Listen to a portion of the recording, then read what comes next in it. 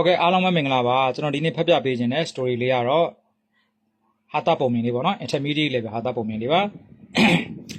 Nazaruddin woke up in the middle of the night and saw something white in his garden. It seemed to be moving toward the house.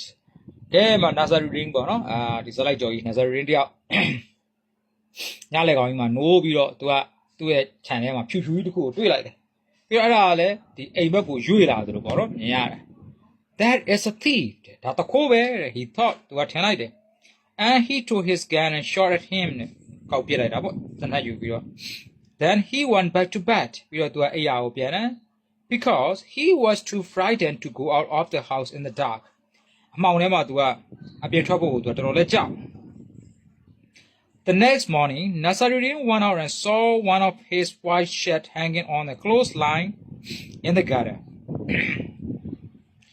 မနက်မိုးလင်းတော့ Nazaruddin ကသူအပြင်ထွက်လိုက်တဲ့အခါမှာသူ့ရဲ့အဝတ်လှမ်းတဲ့တန်းမှာသူ့ရဲ့အင်ကြီးအဖြူတစ်ထည်ကိုတွားတွေ့တယ်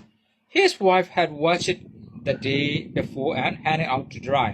အဲ့ဒီအင်ကြီးကသူ့မိန်းမပထမနေ့ကဒီကြော်ပြီးတော့လှမ်းထားတာ Now it had a bullet hole right through the middle of it အမှကြည်စံပေါက်ရာကြီးကခက်လက်တဲ့ထဲမှာရောက် My God said Nazaruddin I was lucky last night ဖယားကြီးငါမနေ့ညကံကောင်းလို့ပဲ Nazaruddin ကပြောလိုက်တယ် If I had been wearing that shirt the bullet would have killed me အမလေးငါသာအဲ့ဒါကိုဝတ်ထားလို့ကတော့ကြည်စံနဲ့ငါထိပြီးသေးပြီပဲ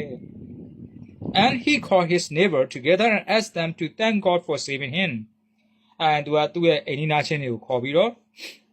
သူ့ကိုဖယားသခင်ကယ်လိုက်တယ်ဆိုပြီးတော့เนาะဖယားသခင်ကသူကကျေးဇူးတင်မှုအကြောင်းနဲ့သူကပြောပါတယ်